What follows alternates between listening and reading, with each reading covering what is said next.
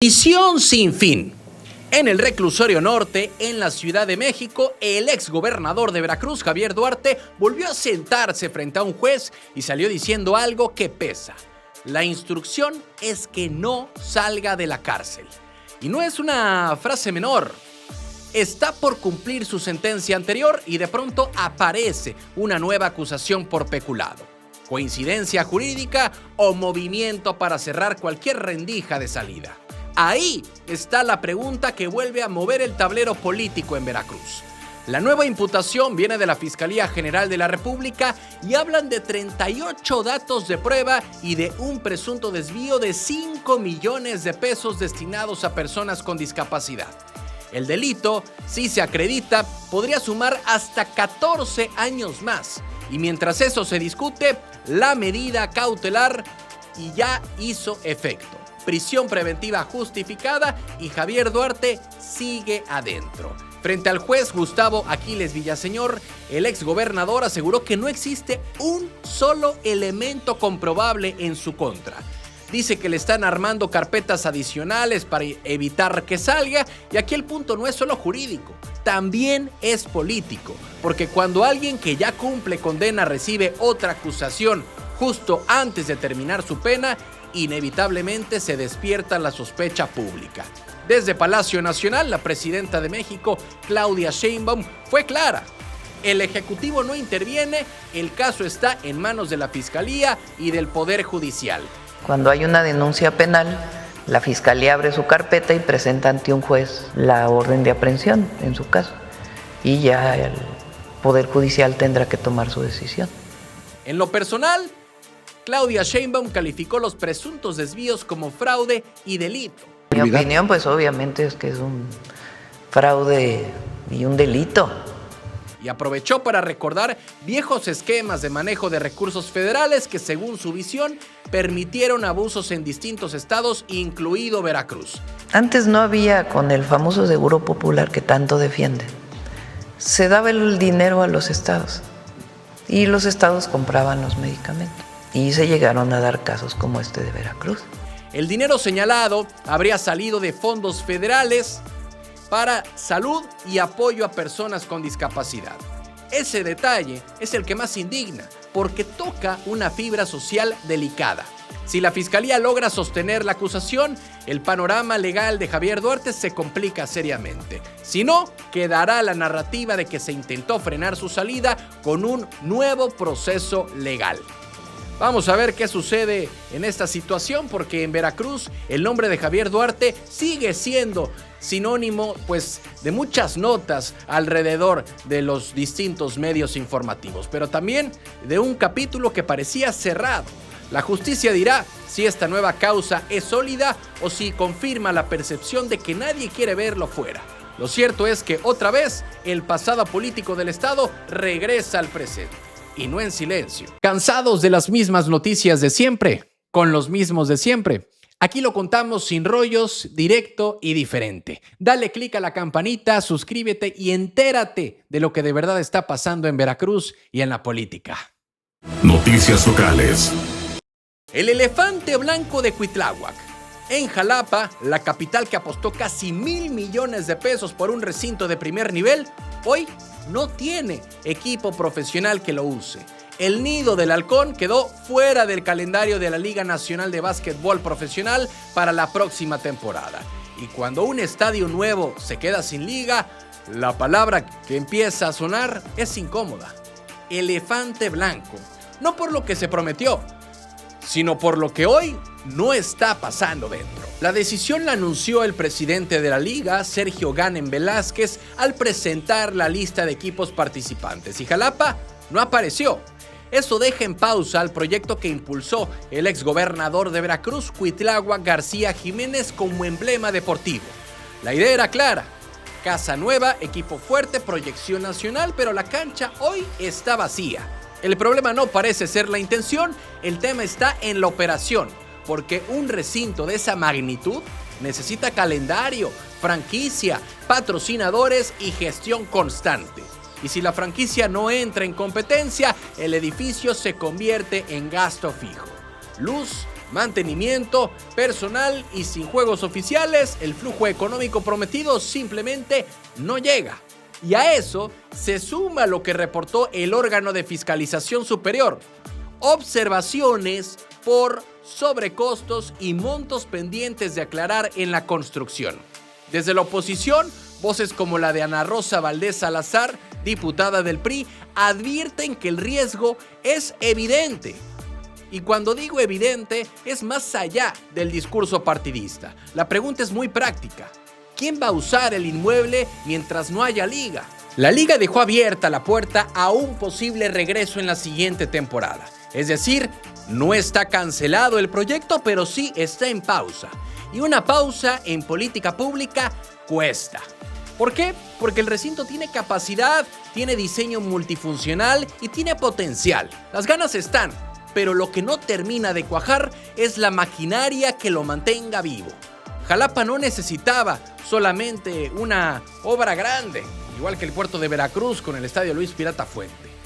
Necesitaba continuidad deportiva y administración fina, porque construir es una cosa, sostener es otra. Y si el balón no vuelve a botar pronto en esa duela, la conversación dejará de ser deportiva y pasará a ser política. Noticias locales. Exalcaldesa bajo la lupa. En Acayucan, la transición municipal sigue atorada. La exalcaldesa Rosalba Rodríguez fue notificada en su domicilio para que comparezca por irregularidades detectadas en el proceso de la entrega-recepción. El proceso no está cerrado y no lo está porque, según el ayuntamiento, la expresidenta no ha acudido a los llamados. Cuando una administración se va y deja pendientes abiertos, la sospecha no tarda en instalarse. La administración entrante asegura que las auditorías internas, revisiones por área y cotejos de inventarios revelaron un escenario complicado. Hablan de omisiones y faltantes que, en términos prácticos, dejaron sin margen de maniobra inmediato al nuevo gobierno. Y aquí el problema no parece ser político en el discurso, es operativo, es la capacidad de arrancar sin tener claro qué se recibió y qué no. La notificación se realizó en su domicilio, pero no hubo quien recibiera el documento. El requerimiento fue fijado en la fachada, lo que activa los plazos legales para que comparezca. Y es un detalle que no pasa desapercibido, porque cuando el procedimiento avanza sin la presencia de la exfuncionaria, pues la narrativa pública empieza a construirse sola. El ayuntamiento adelantó que el mismo procedimiento se aplicará al resto del cuerpo edilicio y a titulares de áreas. Es decir, no es un asunto individual, sino un corte completo a la administración saliente. La transición municipal no es un trámite menor, es el momento donde se revisa si lo que se anunció en informes coincide con lo que realmente quedó en oficinas, en bodegas y en cuentas. Hasta ahora no hay una resolución definitiva, lo que hay es un proceso abierto y tiempos corriendo. Si la exalcaldesa comparece y solventa, el tema podría bajar de intensidad. Pero si no lo hace, el expediente podría escalar a otras instancias. En municipios como Acayucan, donde el presupuesto es limitado y cada peso cuenta, una entrega-recepción irregular no es un tecnicismo, es gobernabilidad. Porque una cosa es dejar el cargo y otra muy distinta es dejar orden. Información nacional. Salma regresa con poder. Desde Palacio Nacional se va a anunciar una nueva ley para el cine mexicano. Y no será solo la presidenta Claudia Sheinbaum. A su lado estará la veracruzana Salma Hayek. No es un detalle menor, es mensaje político y cultural. Porque cuando una figura internacional regresa a escena en su propio país para hablar de incentivos, lo que se mueve no es solo la industria, es la narrativa. La iniciativa presentada por la secretaria de Cultura plantea ampliar el tiempo en salas para producciones nacionales, obligar a los estados a presupuestar apoyos y proteger a actores de doblaje frente al uso de inteligencia artificial. Aquí el problema no parece ser la falta de talento, el problema ha sido el financiamiento y la permanencia en cartelera.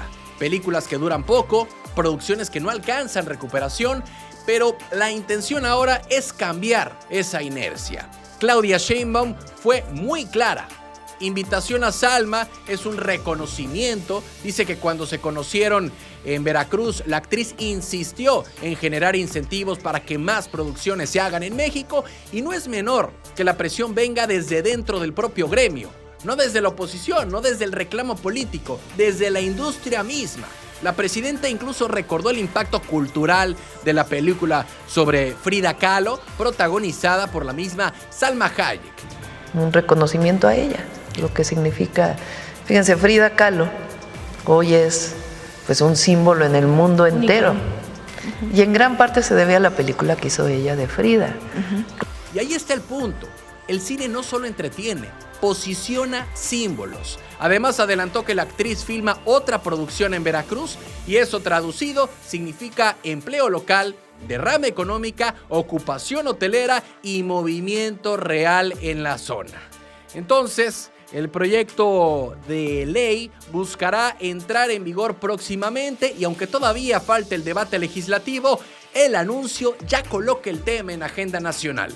Las ganas están, el discurso también, y lo que habrá que ver es si el diseño operativo realmente facilita la inversión o se queda en intención. Veracruz vuelve a aparecer en la conversación cultural del país, y ahora desde el cine. Porque si esta ley logra consolidar incentivos efectivos, podría abrir una nueva etapa para la industria. Si no, quedará como otro anuncio bien acompañado y nada más. Noticias locales. Ciclovía fantasma en Jalapa. Sí, en la capital de Veracruz, Jalapa, la ciclovía que se inauguró como símbolo de movilidad sustentable, hoy sobrevive con pintura desgastada y tramos inconclusos. La obra que presentó Hipólito Rodríguez como apuesta urbana cumple casi 5 años sin mantenimiento integral. Y cuando una ciudad presume infraestructura verde, pero no la cuida, el mensaje no es ecológico, es administrativo. ¿Fue proyecto de fondo o solo momento político? Porque hay que decirlo, la ruta nació como una media luna sobre Ruiz Cortines, no cerró circuito, no conectó colonias completas, y tras la rehabilitación de la avenida, parte fue retirada y vuelta a colocar sin que el plan creciera. El problema no parece ser la idea, el tema está en la continuidad. Porque sin ampliación ni conservación constante, cualquier ciclovía termina siendo franja decorativa. El propio órgano de fiscalización superior del estado de Veracruz hizo observaciones técnicas en su momento, pagos cuestionados y deficiencias en ejecución. No fue escándalo mayúsculo, pero sí fue advertencia. Desde entonces, lo que hay es desgaste. Señalética borrada, autos invadiendo carril, motocicletas usando el espacio como atajo y usuarios sorteando riesgos. Los datos de movilidad dicen algo incómodo. En Jalapa se camina más de lo que se maneja. El transporte público absorbe buena parte de los traslados y las bicicletas apenas figuran. Pero también hay una realidad económica. Para muchos trabajadores, pedalear significa ahorrarse 2 o 3 pasajes diarios. No es recreación, es supervivencia urbana. Y hoy, la administración que encabeza Daniela Griego habla de movilidad incluyente y sustentable. Hay planes, hay discurso, pero la ciclovía actual no aparece como prioridad visible. Las ganas de modernizar existen, la maquinaria presupuestal y operativa es la que tendrá que responder si de verdad se quiere cerrar el anillo y no dejarlo a medias, porque Jalapa tiene casi un vehículo por cada 2 habitantes. El tráfico no es percepción, es estadística. Y si la ciclovía se mantiene en pausa, seguirá siendo trazo pintado. Si se retoma con seriedad, podría ser parte de la solución. La diferencia está en decidir si se administra la ciudad o solo se inaugura. Noticias locales. Rocío Nale suelta los Zulúa gratis. En pleno arranque del carnaval, los camiones Zulúa comenzaron a circular gratis en Veracruz y Boca del Río. La decisión vino desde el gobierno estatal que encabeza Rocío Nale, y desde el primer día la reacción fue inmediata. Sorpresa y aplausos. Y es que no es común que el transporte público se vuelva tema de conversación en el puerto de Veracruz, pero sobre todo tema de celebración. Y cuando el traslado deja de costar en días de fiesta masiva, el alivio se siente en el bolsillo, y eso, en estos tiempos, pesa. La medida aplica durante los días más fuertes del Carnaval de Veracruz 2026, desde la primera corrida de la mañana hasta la última salida de la noche. Viernes, sábado, domingo, lunes, pues serán de afluencia, de esparcimiento. Y por ello, los 4 días, el servicio Ulúa en el puerto de Veracruz, en la zona de Boca del Río, Medellín, todas las rutas que maneja, va a dar el servicio gratis. Eso significa movilidad sin costo en jornadas donde el puerto se satura. Y ojo, la gratuidad es exclusiva para los camiones Ulúa, eso hay que decirlo. Las demás rutas concesionadas siguen cobrando su tarifa normal, es un apoyo focalizado, no un cambio estructural del sistema.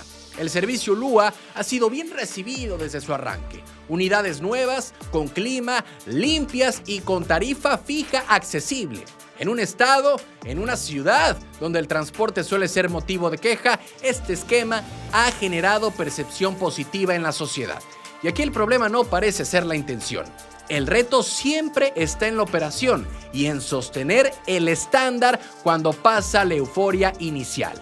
El anuncio llega justo cuando el carnaval despliega su cartelera fuerte, desfiles, coronaciones y conciertos masivos en el malecón. El movimiento de personas entre Veracruz y Boca del Río se multiplica. Transporte gratuito en este contexto pues no solo es un gesto festivo, también es estrategia para reducir tráfico y evitar abusos en tarifas informales. Ciudadanos consultados celebraron la medida. Para muchos significa poder asistir a más de un evento sin calcular el gasto de ida y vuelta. La pregunta que queda en el aire es si esta experiencia podría convertirse en el modelo para otros momentos de alta movilidad o si se quedará como beneficio exclusivo de temporada. Porque en política pública los detalles cuentan y el transporte gratuito en días clave puede cambiar la percepción de una administración. Ahora habrá que ver si pasado el carnaval el sistema mantiene el ritmo, porque una cosa es mover gente en fiesta y otra muy distinta es sostener movilidad eficiente todo el año.